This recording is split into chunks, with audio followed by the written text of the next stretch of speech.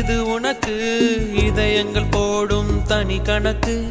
அவள் எனக்கு இவள் உனக்கு உடல்களும் போடும் புதிர் கணக்கு. உனக்கும் இல்லை இது எனக்கும் இல்லை, படைத்தவனே இங்கு எடுத்துக்கொள்வான்.